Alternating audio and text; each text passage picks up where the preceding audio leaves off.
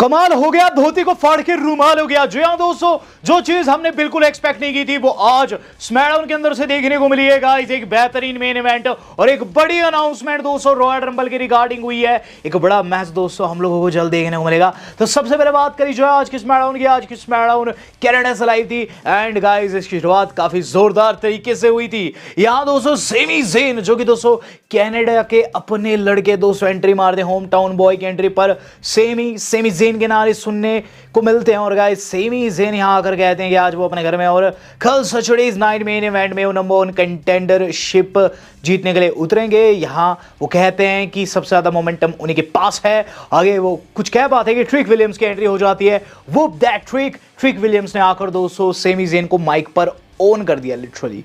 Trick कहते हैं कि mister I am the mister 250 and you are mister too many chances, यानी कि तुम्हें बहुत सारा मौके मिले, हर बारी तुम लूज ही किए हो।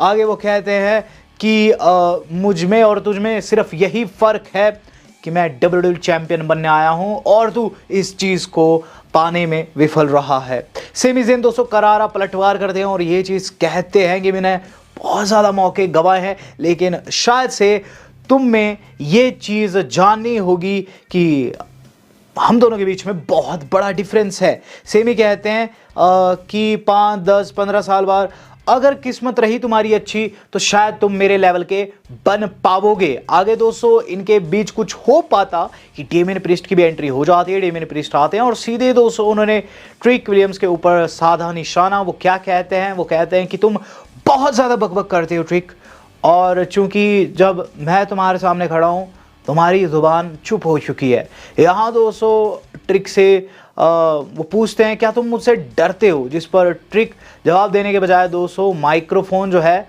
सेमी ज़ेन के चेहरे पर दे मारते हैं और इस दौरान दोस्तों प्रीस्ट भी उनके ऊपर हमला बोलने की कोशिश करते हैं। ट्रिक विलियम्स धोखे से दोस्तों प्रीस्ट को सेमी ज़ेन की ओर फेंक देते हैं और वहाँ से निकल जाते हैं। तो गाइस यहाँ इन दोनों के बीच में उन्होंने लड़ाई करवाने की कोशिश शुरुआत में ही कर दी थी, लेकिन इसके बाद दोस्तों हम लोगों को नाइट का दूसरा सेगमेंट देखने को मिलता है रैंडी ऑर्टन की तरफ से। तो यहाँ दोस्तों इन तीनों के जैसे आपस में भिड़ने के बजाय रैंडी ऑर्टन बैक स्टेज से प्रोमो कट कर रहे हैं। बैक स्टेज रैंडी ऑर्टन ये चीज़ कहते हुए नजर आते हैं कि 2026 इन लोगों का नहीं बल्कि मेरा साल रहने वाला है, वाइपर का साल रहने वाला है। सैटरडे नाइट मेन इवेंट में मैं जीतूंगा, फिर सऊदी जाकर ड्रू मैकिंटायर को गिराऊंगा उन 3 मोस्ट डेंजर लेटर के साथ, दैट इज RKO। तो यहाँ दोस्तों रैंडी ऑर्टन ने एक लेजेंड, एक बड़े सुपरस्टार की भांति रिएक्ट किया और रिंग में ना जाकर दोस्तों बैक स्टेज प्रोमो कट किया, जिसके बाद US टाइटल ओपन चैलेंज देखने को मिलता है। होता ये दोस्तों कि कार्मेलो हेज दोस्तों आज अपना टाइटल ऑन द लाइन रखते हैं ड्रैगनोव के खिलाफ। और गाइज ये चीज़ उन्होंने बैक स्टेज पहले बता दी ड्रैगनोव को। ड्रैगनोव उनकी चुनौती को बहुत अच्छे से रिस्पेक्टफुली दोस्तों रिसीव भी करते हैं। उसके बाद दोस्तों द मिज भी दोस्तों हमें वहाँ देखने को मिलते हैं और द मिज कहते हैं कि सीरियसली तुम इससे फाइट करने वाले हो, जिस पर दोस्तों कार्मेलो हेज कहते हैं कि कम से कम मैं लोगों को मौका तो दे रहा हूँ, तुमने तो वो चीज़ भी मुझे नहीं दी। इस तरीके से दोस्तों यहाँ द मिज को उन्होंने गलत तरीके से रब कर दिया था। अब मैच की बात कर लेते हैं। इसके बाद दोस्तों ये पर्टिकुलर मैच देखने को मिलता है और इसके अंदर दोस्तों जो द मिज को उन्होंने उंगली की थी ना, यही मैच के ख़त्म होने का आधार बनी। मैच लेंथी था और काफ़ी अच्छा जा रहा था, लेकिन एंड में दोस्तों द मिज ने इंटरफेरेंस की और रेफरी का ध्यान भटकता है और जो हेज है वो मौका देखकर दोस्तों फर्स्ट 48 लगा देते हैं, मैच को जीत जाते हैं। तो कार्मेलो हेज दोस्तों यहाँ ड्रैगनोव को हरा दिए थैंक्स टू द मिज। बात कर ली जाए दोस्तों इसके बाद क्या हुआ गाइस। इसके बाद जो अगली चीज़ हम लोगों को देखने को मिलती है वो है कोडी रोड्स एंड जेकब फाटू का फेस ऑफ। तो इस सेगमेंट को दोस्तों एक इंटरव्यू की तरह डब्ल्यू वालों ने रिप्रेजेंट किया। इंटरव्यू हो रहा था कोडी का, लेकिन बीच में जेकब फाटू आ जाता है। इसके बाद दोस्तों कोल वहाँ से भाग जाते हैं जो कि इंटरव्यू ले रहे थे। अब गाइस दोनों के बीच में बातचीत हो रही है और मामला काफ़ी गर्म है। ऑफिशियल्स खड़े हुए पीछे। यहाँ दोस्तों फाटू अपना अतीत बताते हैं और ये चीज़ कहते हैं कि उन्होंने काफ़ी संघर्ष झेला है, जेल से लेकर बहुत सारे गलत फैसले, फाइनली WWE में वो आए हैं और यहाँ वो चैम्पियन बनने के लिए आए हैं। जिस पर कोडी कहते हैं कि अगर तुम यहाँ खड़े हो बिना चैम्पियनशिप के तो शायद से तुम चैम्पियन नहीं हो, तुम्हें ये बात समझनी चाहिए। यहाँ दोस्तों हमें चीज़ देखने को मिलती है कि जेकब फाटू ये चीज़ कहते हैं कि वो अटैक करने आ रखे थे ड्रू के ऊपर, क्योंकि ड्रू ने उनके दांत फोड़े थे। कोडी के साथ बिल्कुल भी नहीं भिड़ना चाहते थे, लेकिन जो कुछ हुआ वो संयोग मात्र था, जिस पर कोडी संयोग नहीं मानते, ये चीज़ कहते हैं कि तूने ये सब कुछ जानबूझ के किया। यहाँ सभी जानते हैं ये सत्य है कि तूने वो जानबूझ के किया, लेकिन कहने को कोई भी राज़ी नहीं है। और यहाँ दोस्तों फिर इनके बीच में चीज़ें गर्म हो पाती कि सिक्योरिटी दोस्तों दोनों को वहाँ से जाने को कहती है और सेगमेंट ख़त्म हो जाता है। दोनों दोस्तों वहाँ लड़ने के फिराक में थे और कोडी ने इवन ये भी कह दिया था दोस्तों कि शायद से तुम इन्हीं करतूतों के चलते जेल में थे। तो गाइस यहाँ चीज़ें काफ़ी इंटेंस हो गई थी। वो तो अच्छा हुआ दोस्तों निक ऑल्डिस का जो कि सिक्योरिटी के साथ खड़े हुए थे। बात की जाए इसके बाद क्या कुछ रहा। इसके बाद दोस्तों हमें जेड कारगिल का मैच देखने को मिला है। दरअसल दोस्तों मैच से पहले चेल्सी ग्रीन जो है वो अपने साथ ले जाने को कहती है जॉर्डन ग्रेस को। जॉर्डन ग्रेस कहती है कि ठीक है मैं तुम्हारी टीम में हूँ। और उसके बाद दोस्तों जेड कारगिल वर्सेस चेल्सी देखने को मिलता है। ये दोस्तों टाइटल के लिए था, काफ़ी ह्यूज मैच था। दोस्तों चेल्सी जीत भी सकती थी और जॉर्डन ग्रेस दोस्तों कहीं ना कहीं हल्का फुल्का इंटरफेरेंस भी कर रही थी, ध्यान भटका रही थी बेसिकली। लेकिन जेड ने दोस्तों वहाँ जेडेड लगाकर पिनफॉल में ले लिया चेल्सी को और वहाँ इंटरफेरेंस का कोई फ़ायदा नहीं हुआ। अल्बा फायर भी कोशिश की लेकिन कोई फ़ायदा नहीं हुआ।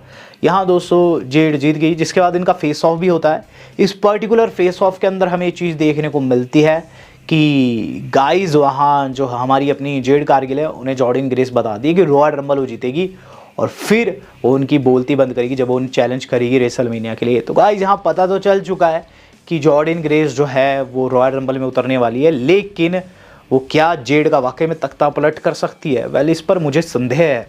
बात करूँ दोस्तों इसके बाद क्या कुछ रहा। इसके बाद Alexa bliss and Charlotte Flair के बीच में सेगमेंट देखने को मिल रहा है। अलेक्सा दोस्तों ये सब कुछ देख रही थी, चीज़ कहती है कि उनका निशाना अब मेन वुमेन्स टाइटल है। शार्लेट कहती है कि उन्हें टैग टाइटल्स के ऊपर फोकस करना चाहिए। अब अलेक्सा दोस्तों यहाँ रॉयल रंबल के लिए दम भरती है, तो शार्लेट कहती है हाँ रॉयल रंबल के लिए रेडी रहना चाहिए। लास्ट ईयर का रॉयल रंबल मैंने जीता था लेकिन तुम वहाँ लौटी थी, लेकिन शायद से जीतने के बावजूद में मैं चैंपियन ना बनी। अलेक्सा कहती है अगर तुम चैंपियन ना बनी होती, अगर तुम चैंपियन बन गई होती तो भला आज हम टीम क्यों होते। तो गाइस यहाँ इनका टीम अप कंटिन्यू है और एक साथ खुश होकर दोस्तों ये वहाँ से निकलती है। और उसके बाद दोस्तों जो अगली चीज़ हम लोगों को देखने को मिलती है वो रहता है सोलो सिकोआ का बड़ा ऐलान। सोलो सिकोआ अब ये चीज़ कह रहे हैं कि वो भी रॉयल रंबल में उतरने वाले हैं और MFT यानी कि अपनी फैमिली ट्री के लिए वो एक और टाइटल घर लेकर आने वाले हैं। लेकिन आज उनका पूरा फोकस है टैग टाइटल्स घर लाने के ऊपर। तो गाइस यहाँ जो सोलो सिकोआ है उनकी एंट्री काफ़ी ऑसम ब्लॉसम दी और उनके साथ जो ठामा ठोंगा है वो थे और टीम अप करके दोस्तों डेक्स्टर एंड गेसी की टीम को फेस करे थे वाइट सिक्स में से। मैच टाइटल के लिए था तो यहाँ काफ़ी बड़ा मौका था और यहाँ सोलो सिकोआ ने करके दिखा दिया। Yes guys Solo Sikoa and Tama Tonga brand new champion बन गए। हुआ ये एंड में कि गाइज वहाँ काफ़ी डोमिनेट कर रही थी डेक्स्टर एंड गेसी की टीम और अंकल हाउडी बाहर खड़े हुए थे। यहाँ दोस्तों जो टाला टोंगा है ना गाइस वो लेकर आ जाता है वो लालटेन जो कि हमारे ब्रे वाइट का है, जिसे लेने एरिक रोवन आते हैं। एरिक रोवन को रोकने की कोशिश करते हैं वहाँ हमारे अपने लेजेंड यानी कि लोआ और उनके दोस्त मटेओ। लेकिन दोस्तों एक गैमा गैमी में टाला टोंगा उन्हें टेक डाउट कर देते हैं। जब दोस्तों अंकल हाउडी वहाँ टाला टोंगा को टेक आउट करने आता है, जो सोलो सिकोआ है वो आकर उन्हें स्पाइक कर देते हैं। इस दौरान उन्होंने लालटेन अपने हाथ में ले लिया तो डेक्स्टर को ध्यान भटक गया और गाइज वहीं रेफरी का ध्यान भटका दिया पीछे से हमारे अपने टामा टोंगा ने, क्योंकि गाइज वहाँ वो छेड़छाड़ करने लग रहे थे। तो गाइज यहाँ जो सोलो सिकोआ है उन्हें मौका मिला, उन्होंने लालटेन से ही चेहरे पर दे मारा वहाँ डेक्स्टर को। उसके बाद दोस्तों टामा टोंगा ने अपना फिनिशर लगाया 1 2 and 3 और गाइज यहाँ हम लोगों को brand new tag team champion मिल चुके हैं इस विश्व के। और कहीं ना कहीं दोस्तों बहुत बड़ी विक्ट्री है। लालटेन भी साथ में ले गए इवन और गाइज यहाँ टाइटल भी ले गए। तो यहाँ ब्रांड न्यू चैंपियन क्राउन हो चुके हैं solo Sikoa and टामा tonga and congratulations है दोनों को। मुझे सोलो सिकोआ काफ़ी इंटरटेनिंग लगते हैं इसीलिए मैंने ऐसा कहा। बात करूँगा दोस्तों इसके बाद क्या कुछ हुआ। इसके बाद दोस्तों जो अगला सेगमेंट हम लोगों को देखने को मिलता है वो था निक ऑल्डिस AJ स्टाइल्स का। तो गाइस यहाँ जो सबसे पहले आर्थरूथ है वो आकर ज्वाइन करते हैं निक ऑल्डिस को, वहीं AJ भी खड़े हुए थे। आर्थरूथ अपनी बॉल्स पकड़ाते हैं निक ऑल्डिस को, कहते हैं कि ये बॉल जो है तुम्हारे हाथ में दी है और रॉयल रंबल के लिए मैं उधरना चाहता हूँ तो मेरी बॉल्स को खोलो। लेकिन वहाँ दोस्तों निक ऑल्डिस जाने को कहते हैं।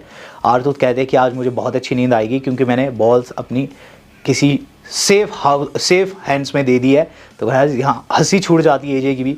एजे पूछते हैं ये क्या कह रहा था, जिसपनी कहते हैं नहीं मैं तुझसे पूछ रहा हूँ तू क्या कह रहा है, ये तूने क्या कर दिया है, तूने गंतर के खिलाफ अपना मैच रॉयल रंबल में कंफर्म कर दिया, आर यू श्योर कि तू वहाँ अपना करियर दाव पर रखना चाहता है। एजे स्टाइल्स कहते हैं कि ही इज़ डेफिनेटली श्योर, वो अपना करियर दाव पर रखने वाले हैं, क्योंकि गंतर ने जॉन सीना को रिटायर किया, लेकिन उसके बाद जो उसने बेइज्जती की वो उन्हें काफ़ी ज़्यादा गुस्सा दिलाई है। लेकिन इस दौरान शिंस्के नाकामुरा आ जाते हैं पीछे से, गंतर उन्हें इंट्रोड्यूस करते हैं शिंस्के से। ऑब्वियसली इनकी पास में राइवलरी रही है, लेकिन ये दोस्त भी उतने अच्छे हैं। तो एजे से शिंस्के पूछते हैं क्या तुम सब कुछ हारने को तैयार हो, जिस पर एजे कहते हैं कि यस। इसके बाद शिंस्के कहते हैं क्या तुम तैयार हो खुद को मैच से पहले प्रूफ करने के लिए, क्योंकि कल है सैटरडे नाइट मेन इवेंट, देखेंगे तुम में कितनी ताकत बाकी है। जिस पर दोस्तों एजे पूछते निकोल्डिस से क्या ये मैच बन सकता है, क्या कार्ड में जगह है, जिस पर निकोल्डिस हामी भरते हैं यस गाइस इज 100% ऑफिशियल। हम लोगों को सैटरडे नाइट मेन इवेंट में एक और मैच देखने को मिलेगा, जो कि AJ Styles versus Shinsuke Nakamura, जो कि गाइस पास्ट की याद दिलाएगा। और दोनों की दोस्तों केमिस्ट्री बहुत तगड़ी है, बहुत ज़्यादा मजा आने वाला है। बात की जाए दोस्तों इसके बाद नेथन फ्रेजर वर्सेस जॉनी गारगानो देखने को मिला। मैच एंटरटेनिंग था, इसकी एंडिंग और ज़्यादा एंटरटेनिंग थी। एंड में दोस्तों ये चीज़ देखने को मिलती है कि जो मास्क कैंडिस लेकर घूम रही है उसे एक्सियोम ने उनके ही थोबड़े के ऊपर लगा दिया, और गलती से दोस्तों कैंडिस ने अपने ही पति को चमाट मार दिया, और पीछे से दोस्तों उन्हें क्रेडल में ले लिया दोस्तों फ्रेजर ने। 1, 2 और 3 यहाँ नेथन फ्रेजर की जीत हो गई। इसके बाद दोस्तों वो मास्क लेके भाग भी जाते हैं कैंडिस वगैरह, लेकिन गाइस यहाँ जो भी है विक्ट्री मिल गई नेथन फ्रेजर को। नाया जैक्स लैश लेजेंड का इंटरव्यू हो रहा है। नाया जैक्स लैश लेजेंड खुद को WWE की सबसे खतरनाक टैग टीम बताती है, और ये बताती है कि आज वो नंबर 1 कंटेंडरशिप जीतेगी और रॉयल रंबल में सबको एलिमिनेट करेगी। तो यहाँ दोनों काफ़ी तगड़ा प्रोमो कट की। ड्रू मैकिंटायर आज के रिंग के अंदर दोस्तों, और काफ़ी अच्छा पॉप उन्हें मिल रहा है, गले में उन्होंने गोल्ड की चेन पहन रखी है। और यहाँ दोस्तों कहते हैं सबसे पहले तो कुछ स्पेनिश में, फ्रेंच में दोस्तों बेसिकली उन्होंने कहा, माफ़ कीजिएगा, और उसके बाद कहते हैं कि उनकी फ्रेंच ख़त्म हो चुकी है। उसके बाद वो कहते हैं कोडी एंड जेकब का चला हुआ एक दूसरे को ये आड़े हाथ ले रहे हैं, लेकिन दोनों ही पैथेटिक है। यहाँ वो कोडी को कहते हैं कि कोडी चूँकि तुम्हें कोई भी रीमैच नहीं मिलने वाला है। यहाँ वो आगे कहते हैं कि फैटल 4-वे में जो मैच होने वाला है उस पर फोकस करता हूँ। तो ट्रिक विलियम्स जो है वो एक रुकी है, डेमियन प्रीस्ट जो है वो 1 हिट वंडर है, मुझसे काफ़ी भिड़ चुका है, फिर से भिड़ेगा हार जाएगा। रैंडी ऑर्टन एक पुराना वाइपर है, ये वो वाला वाइपर नहीं है जिसके खिलाफ मेरी सीरीज़ ऑफ मैचेस हुए थे पास्ट में टाइटल के लिए, ये थक चुका वाइपर है। और फिर दोस्तों सेमी ज़ेन के ऊपर शॉट लेते हैं। सेमी ज़ेन पर सबसे गंदा पर्सनल अटैक उन्होंने किया। वो ये चीज़ कहते हैं कि सेमी तुम्हारा तो बिल्कुल भी चांस नहीं है, और मैं साफ बता दूं कि तुम अगर जीत भी जाते हो तब भी तुम रॉयल रंबल में मेरे सामने नहीं टिक पाओगे। वेल तुम्हारे बेटे को तुम पर शर्म आती होगी, शायद से उसे शर्म उसी मोमेंट पर आई होगी जब वो पैदा हुआ होगा, उसने बोला होगा छी ये कहाँ पैदा हो गया। तो यहाँ दोस्तों उन्होंने काफ़ी गंदा शॉट लिया दोस्तों सेमी ज़ेन के ऊपर, और एक चीज़ कही आगे कि वो टाइटल को बचाने के लिए कुछ भी करेंगे। उसके बाद वहाँ से वो चलते बनते हैं। इसके बाद बैक स्टेज टकराव देखने को मिलता है ट्रिक विलियम्स और रे फिनिक्स के बीच में, जहाँ दोस्तों जो हमारे अपने रे फिनिक्स है वो कुछ कह रहे होते हैं। तो ट्रिक विलियम्स कहते हैं कि तू हार चुका है, तुझे मैं याद दिला दूँ, लेकिन मैं तुझे रीमैच ज़रूर दूंगा जब मैं रॉयल रंबल में चैंपियन बच जाऊंगा। जिसके बाद ट्रिक विलियम्स कुछ ऐसे रिएक्ट करते हैं जैसे कि उन्हें कोई पुराना हिसाब चुकाना है। लेकिन गाइस रे फिनिक्स का मुझे लग रहा है कि गाइस कुछ ना कुछ वो कुक कर रहे हैं। यहाँ जो अगली चीज़ देखने को मिल रही है किट विल्सन का मैट कॉर्डोना के ऊपर शॉट लेना। सामने से दोस्तों मैट कॉर्डोना को कहते हैं कि तुम्हारे बाजुओं में दम है, तुम्हारी दाढ़ी काफ़ी तगड़ी है। जिस पर मैट कॉर्डोना कहते हैं इसका टॉक्सिक होने से क्या लेना देना, जिस पर वो कहते हैं नहीं you are toxic masculinity and all. जो भी था दोस्तों यहाँ काफ़ी ज़्यादा बोर किया वहाँ दोस्तों विल्सन ने। बात की जाए इसके बाद क्या कुछ है। इसके बाद दोस्तों हमें वमेंस का नंबर 1 कंटेंडरशिप का मैच देखने को मिल रहा है। गाइस ये मैच था फ्लेयर एंड ब्लिस का, जो कि नया लैश एंड जूलिया कियाना जेम्स की जोड़ी को फेस करी थी। ये दोस्तों 3 टीमों के बीच में मैच था। मैच की एंडिंग दोस्तों बिल्कुल अनएक्सपेक्टेड थी। वहाँ चीज़ देखने को मिलती है कि एंड में दोस्तों जो हमारी अपनी अलेक्सा है उन्हें दोस्तों लैश लेजेंड ने अपना फिनिशर लगाया। शॉर्लेट दोस्तों पिन फॉल को तोड़ने के लिए रिंग में उतरती है और स्पीयर लगाती है, लेकिन अंदर आ जाती है कियाना जेम्स, जिन्होंने दोस्तों अलेक्सा की पिनफॉल ले ली। तो चालाकी से दोस्तों यहाँ कियाना जेम्स की टीम जीत गई है। Kiana James and Julia number 1 contender बन गई है। हम लोग को देखने को मिल रहा है दोस्तों सेमी ज़ेन डेमियन प्रीस्ट के बीच में सेगमेंट, जहाँ दोस्तों ज़ेन प्रीस्ट से माफ़ी मांगते हैं और ये चीज़ कहते हैं कि उनका दिमाग ख़राब था लास्ट टाइम। इस दौरान वो प्रीस्ट को उनसे दूर रहने को भी कहते हैं। प्रीस्ट कहते हैं दरअसल दोस्तों सेमी ज़ेन को उनके मैच से दूर होने को। वो कहते हैं कि उन्हें मैच में कोई भी दखल अंदाजी नहीं चाहिए। सेमी ज़ेन वहाँ से निकलते हैं और सीधे जाकर दोस्तों हम मिल रहे ड्रू से। ड्रू और सेमी के बीच में ज़्यादा बातचीत नहीं हुई। सेमी ने सीधे थप्पड़ जड़ दिया और गाइस जो बेटे वाला कमेंट था उसका बदला ले लिया। यहाँ दोस्तों अब जो अगली चीज़ हम लोग को देखने को मिल रही है कोडी का सेगमेंट। कोडी दोस्तों एजे स्टाइल्स से जाकर मिल रहे हैं और यहाँ एजे स्टाइल्स बोलते हैं कोडी को, क्या तुम भी सेम चीज़ कहने आ रखे हो कि मैच ना लड़ो और क्यों लड़ रहे हो?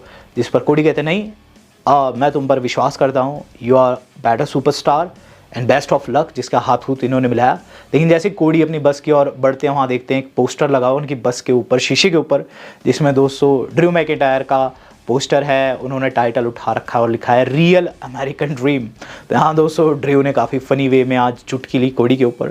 बात कर ली जाए दोस्तों मेन इवेंट की, तो guys main event of the evening हो चुका है begin Damien priest trick Williams. और मैं देख रहा हूँ ट्रिक विलियम्स को मेन इवेंट में काफ़ी ज़्यादा डाला जा रहा है। मैच की बात करूँ दोस्तों, मैच बहुत अच्छा था और गाइस इसकी एंडिंग काफ़ी बुरी थी। एंड में दोस्तों ये चीज़ देखने को मिलती कि सेमी ज़ेन जो कि दोस्तों वहाँ कमेंट्री टेबल के पास बैठे हुए थे, उन पर ट्रिक विलियम्स ने डेमियन प्रीस्ट को फेंक दिया। यहाँ दोस्तों सेमी ज़ेन का दिमाग खराब हुआ तो उन्होंने हमला बोल दिया ट्रिक विलियम्स के ऊपर। मैच डीक्यू में ख़त्म हो गया। इस दौरान हमें चीज़ देखने को मिलती है कि जो हमारे अपने डेमियन प्रीस्ट है वो गुस्से में आकर सेमी ज़ेन को फोड़ने आते हैं और गाइस यहाँ केओस हो जाता है और ट्रिक विलियम्स जो है अपना ट्रिक शॉट जो है वहाँ डेमियन प्रीस्ट को धर देते हैं और काफ़ी खुश नज़र आते हैं। लेकिन आउट ऑफ नोवेयर उन्हें दोस्तों आकर रैंडी ऑर्टन ने आरकेओ लगा दिया और काफ़ी स्टाइल में लगाया दोस्तों, और लोगों की तरफ से काफ़ी अच्छा पॉप भी ऑर्टन को सुनने को मिलता है। जिसके बाद दोस्तों सेमी ज़ेन भी उड़ जाते हैं, ऑर्टन भी उड़ जाते हैं और वहाँ दोस्तों दोनों एक दूसरे को कुछ कह रहे होते हैं और ऐसा लगता है कि शो ऑफ एयर चल जाएगा। लेकिन आउट ऑफ नोवेयर पुराना ऑर्टन वाकई में लौट आया। रैंडी ऑर्टन ने आरकेओ लगा दिया सेमी ज़ेन को और गाइस फिर अपने वाला पोज मारा है। इनका दोस्तों कल फैटर 4-वे होने वाला है सैटरडे नाइट मेन इवेंट में। जो जीतेगा आगे जाकर ड्रू को फेस करेगा। चलिए ये तो रही बात आज की स्मैकडाउन की। आज की स्मैकडाउन काफ़ी डिसेंट थी, लेकिन दोस्तों आज की स्मैकडाउन में एक और ऐसी चीज़ हुई जो कि आज की स्मैकडाउन को बेटर बनाती है, डिसेंट से थोड़ा ज़्यादा बढ़िया बनाती है। Yes guys it's official, the OTC is back. तो आज दोस्तों स्मैकडाउन के अंदर कुछ खास हुआ हो ना हुआ हो, लेकिन एक चीज़ काफ़ी खास हुई। रोमन रेंस को दोस्तों ड्यूरिंग अ कमर्शियल कंफर्म कर दिया है। Yes guys Roman Reigns declares for royal rumble जो कि रियाद में होने वाली है। ना ही कोई भाई होगा, ना ही कोई बाप होगा, हर कोई दुश्मन होगा।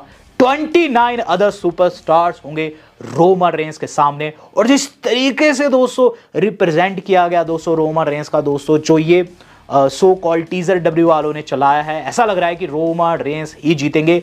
ऑड्स मैं आपको ऑलरेडी कई बार बता चुका हूं रॉयल रंबल के, एक बारी फिर बता दूंगा।